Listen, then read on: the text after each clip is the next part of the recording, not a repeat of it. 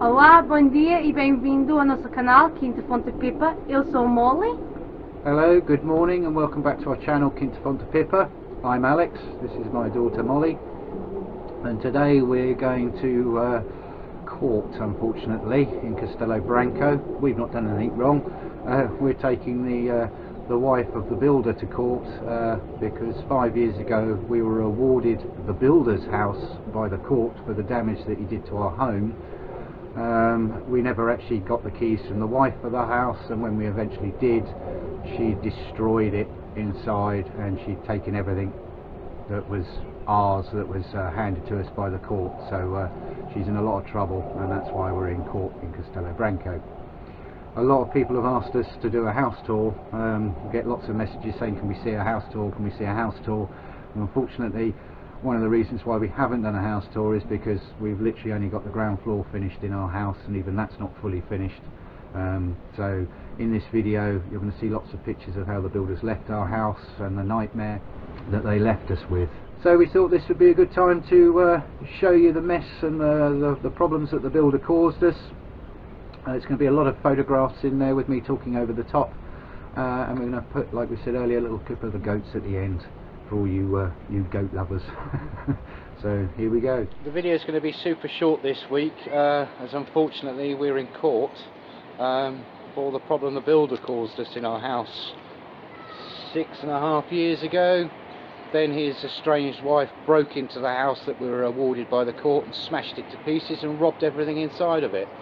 So she's now facing charges, and she keeps lying in front of the judge. So it's being postponed and postponed, and we might have to come back another day, but it's all going in our favour and the judge knows exactly what she's been up to. So that's what we're doing today. Yep. Wish us all good luck. Court has been delayed till after lunch, so we've come for something to eat. And regular viewers might recognise the plate of food in front. I've come to our favourite place, the sandwiches. And we'll see you back at the courthouse. Well, court was postponed. The reason it was postponed is because the courts forgot to order a translator for Sandra. Molly and I are not allowed to translate for Sandra because we're witnesses in the court case ourselves. But not only that, because it's a legal matter, it's best that we have a translator so we understand absolutely every single word that's said to us, because it's quite an important thing for us. We have to go back to court on the 3rd of March when there'll be a translator there, and we're now going to show you the clips of when Sandra and I came here, taken on a very old camcorder. There'll be a few minutes of that showing you the house when we came here to look at it, to buy it, and then the rest of it will go into showing you the story of the problems with the nightmare builder. Our journey started in 2014 when Sandra and I went to Portugal to view a list of farms we had already selected from the internet whilst in England. We spent 5 days with the estate agent viewing over 20 farms, and we just couldn't find the one that spoke to us and said, this is going to be where you're going to live. We were getting quite depressed, and on the day before we had to go, we asked the estate agent if he had any other properties to view. And then we saw this farm. After being at the farm for about 10 minutes, we just knew this was our home. For the flavour of the meat, or just to smoke it? To smoke it. Yeah, you see, because it's black. Lovely doors and things. Okay, don't bother that. So it's only 2 small rooms anyway. Yeah. Okay. Ah, the loft. Oh yeah, maybe not. Yeah, with dirt. Shutters again. Is this, do you know the wood for this? A pine again? Oh yes it is, I can feel it, it's mine now. Another awful view. We started the process to buy it and were told it would take about 3 weeks. So Sandra and I returned back to the UK, and we finished packing the house and all our belongings into a truck, some going into storage, and then we left on the ferry, driving through Spain to reach Portugal. We lived in the house for a couple of months until the rain started to come, and then the roof leaked. We had many friends by that point in the village, and one of them found us a house owned by a relative to rent.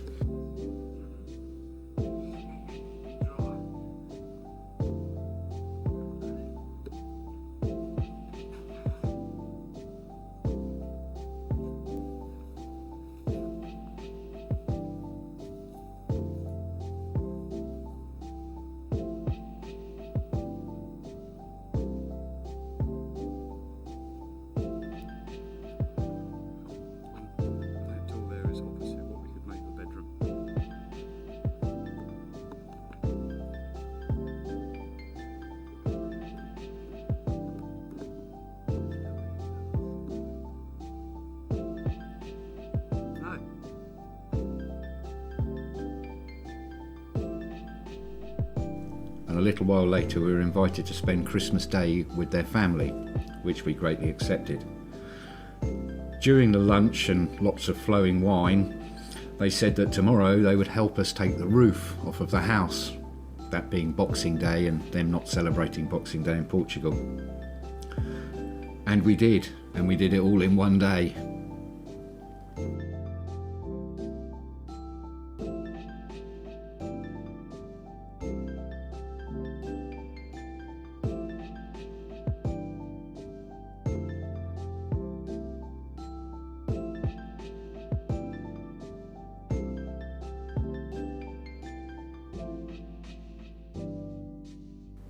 A couple of weeks later we paid David to come and help us put the concrete ring beam around the top of the walls to support the new roof that would be fitted later.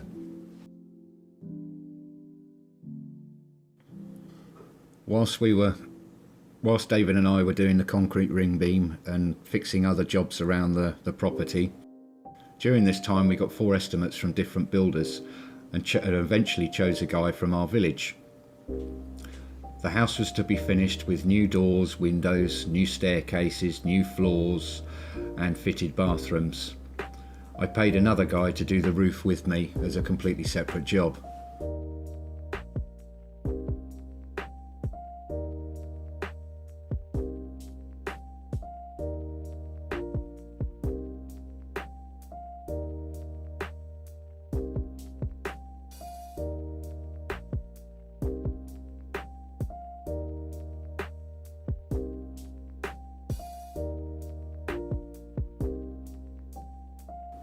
The day came when the builders were to start, and they arrived in good time and everything was going extremely well. They turned up every single day. We'd heard all the horror stories that the builders do a couple of days work and never return, and that was, you know, all of those paranoid thoughts were constantly on our minds, but we thought things were going great. All seemed to be going extremely well. They were a little bit disorganised in the way that they were working in one part of the house one day, then another part, but all seemed to be going okay. Then they had a week's holiday. We took them for lunch in the local restaurant to say thank you for their work so far and that we would see them in a week. I even had time to start tidying the courtyard and fixing the cement work between the bricks. At this time, the current mayor was a qualified electrician, and we couldn't think of anybody better to put the brand new electrics into our home. I've never met anyone so lazy in my life. He sat around whilst I opened all the channels in the walls, and then the builder was starting to argue with him, telling him that he needed to hurry up because he was preventing the builder from rendering the walls. And one day the electrician didn't turn up. I found him in the village. He was quite rude to me. I demanded a couple of €1,000 of my money back, which I'd paid for the materials, which I eventually got. We then obviously needed to find another electrician to complete the works. 5 electricians came and 5 electricians left because they wouldn't touch his work. The reason being, it was completely illegal. All the colours of the wires were wrong, the fuse boxes were too small, and it cost us a further €9,500 to fix the work that we'd paid him for. 2 weeks passed and no builders. I searched the entire village and eventually I found the builder working on somebody else's house.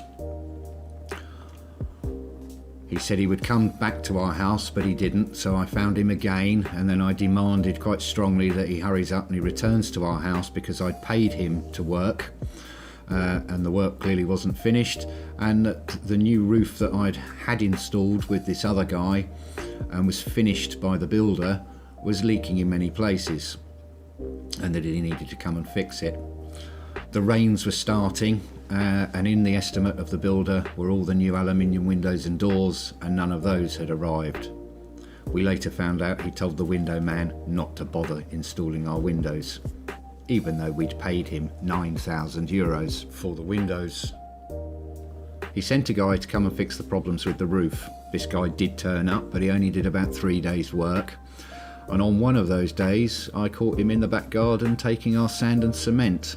And I'm not knocking the workman, because the workman was told to do it by the builder and he's just doing what he was told. Then, no more signs of the builders, nothing. We had several more meetings with the builder, with another Portuguese friend of ours that spoke brilliant English, trying to resolve whatever the problem was, but he was screaming and shouting. The money had gone and our house was finished and he wasn't coming back. We found a lawyer, took legal advice, and we were advised to take him to court, which is what we did. After about a year, people in the village started to tell me that the builder was going to disappear to Switzerland, and he was going there so he could evade the courts. We paid the courts another €1,000, informing them that that's what was going to happen, and another court day was held. The window man, the carpenter and the builder were there, and the judge asked the carpenter and the window man who was responsible for paying them and ordering the materials, and they both pointed at the builder and said it was him, and that we weren't responsible for that part, as it was all inside the estimate of the builder. He had a house in the village which was then secured by the judge to be held as future payment for us.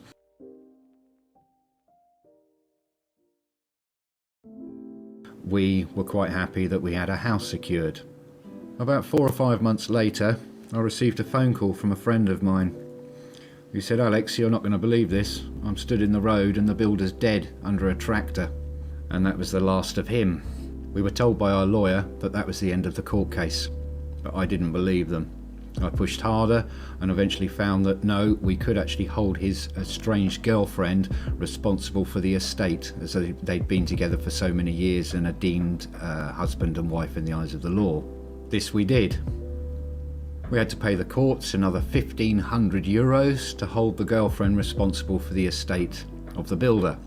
Also during this time we were told by absolutely everybody in the village that she was selling everything of the builder's, so we would get nothing. She divided the money from his estate, which was completely against the law, completely illegal, and the courts did nothing. And we're becoming more and more concerned that there's going to be nothing left for us. At this point, about 4 years have passed and we're still not in court. People are slowly telling me in the village that they'd seen the wife entering the secured house by the court and she'd removed the entire contents. Completely illegal. Committing, in my eyes, burglary. Many months went by and we eventually received our day for court, the final day. We turned up in court and the judge told us that the house was now miraculously worth €90,000. It had been on the market for 40, and we'd had several estate agents before the court case come and value it, so we knew where we stood, and the maximum price was 25.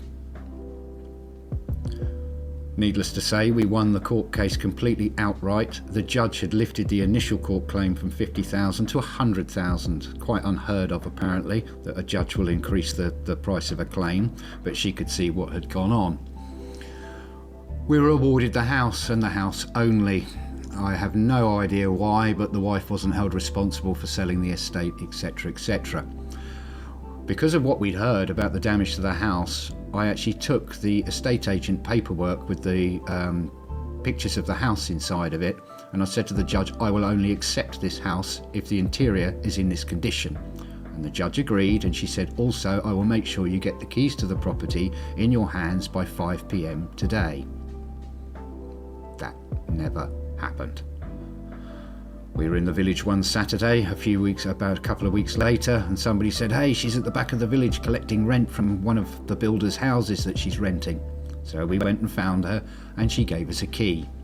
I returned to the house in the village that we'd won in court, and she'd given us the wrong key. I returned, I found her again. She was rude, condescending, and trying to tell me that a stranger had gone into the house and changed the locks because the key she gave me was correct. We demanded she should come to the house with us, which she did, where we called the police. Once the police arrived, she magically found the right key. We demanded that she wait, and the policeman was given the key by myself to open the door and witness what had happened inside. He opened the door, and sure enough, she'd ripped everything out of it. She'd ripped all the electrical sockets out of the walls, they'd cut all the wires in the walls and the lighting sockets so close to the wall that the whole house needs a complete rewire. She'd broken the banisters, she'd smashed the tiles, she'd taken the baths, the showers, the kitchen units, the sinks, the light fittings, the aerials. She'd taken absolutely everything. Or rather, I should say, in my eyes, she stole everything. And that's why we're in court today. This entire process has taken over 5 years for the initial court claim, and we've waited 2.5 years since the woman did what she did to this property, and we're only in court now. It's had a massive effect on my entire family. Our house that we live in, that we own, our own house, is still pretty much a wreck inside. Maybe this has got something to do with the fact that we're not quite as upbeat as many as the other YouTube channels, is because we've been well and truly through the mill. Fingers crossed, let's hope justice prevails and we get something back from what this lady's taken from us.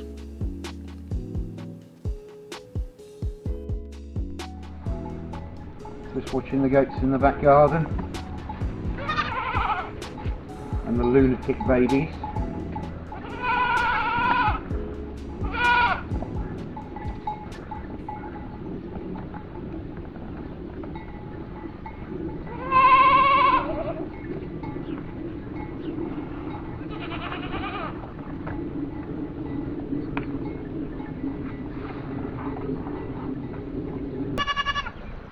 We normally only let the goats in the back garden when we supervise them, because if you don't, this is what they do to your fruit trees. And this is, it might not look much, but this produces a lot of pears, this tree. And they're really taking chunks. They're actually taking the wood as well. It's not just the bark. So if you've got fruit trees or anything like that, you really need to keep the goats supervised. Or you can make a spray where you collect a bit of their urine and some of their poo, and you mix it with water, and you can spray it on your grapes or on your fruit trees, and then they won't touch it. So it's an old school sort of method of stopping your animals eating your plants. So if this was covered in leaves, you could spray the whole thing with it. It won't damage the plant because it's only urine and their poop, so it's completely natural, and it will stop them eating it. But at the moment we just haven't got the time to run around doing that. So they haven't touched this cherry tree, thankfully. So, but the garden wasn't planted extremely well. Everything's too close. They planted an orange tree there, which has mainly gone wild. So I might rip this one out and throw it away. If it's got spikes on it like these, it's the wild part of the orange, and the fruit from it won't taste very nice, and it's not the proper orange tree, and obviously dangerous thorns like that on it's not nice to collect your fruit. So this is pretty much rubbish, so I might actually rip this out to let the cherry tree that's growing in amongst get some more space. And that's the other thing, you can see how much they've taken off the bottom of that orange tree, which is not great. I mean, it'll all return, all the leaves will grow back, but it's you know, obviously it's not good for the lower fruit that we want, and it's ruining the... And there we go, look, there's one ripping the bark off the tree.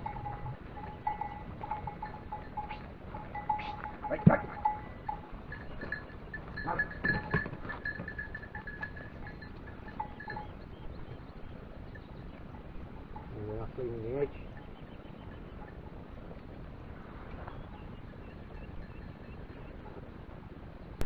And generally I would say this grass is too short to put your animals on, because parasites live in the in the first section of the grass that grows from the soil, so you really want to be putting your goats on grass when it's that high. When it gets down like that, then you take them off and you don't return them for 3 months, so the parasite count will die in the field where you return them. But they haven't been in here for months, so it's had time to kill off any parasites, and we're only leaving them in here to eat the clover heads and the daisy heads, which is good for them, and it's good for the flavour in the milk. And it saves me cutting the grass at fire season, although I can guarantee you by fire season comes back, the grass will be up here. Need to go and pull them back before they jumped over the wall.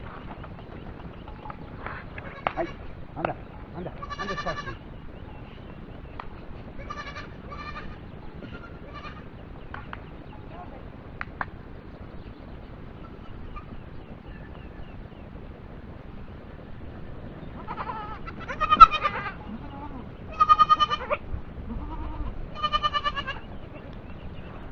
So we hope that you guys have managed to make it to the end of the video, because we are aware it's not all... It's not our normal type of video. Yeah. The video doesn't show everything that happened to us, or all the people involved in ripping us off. If anybody's interested, we thought about doing a poll with some questions, or maybe we could do a live chat where you can ask us more specifically about problems with the house and everything else. If you are interested, leave us a comment below, tell us what you'd like to know, and maybe we can do another video about this and talk a little bit further. So thank you guys so much for watching, and we will see you back here next Monday. Take care.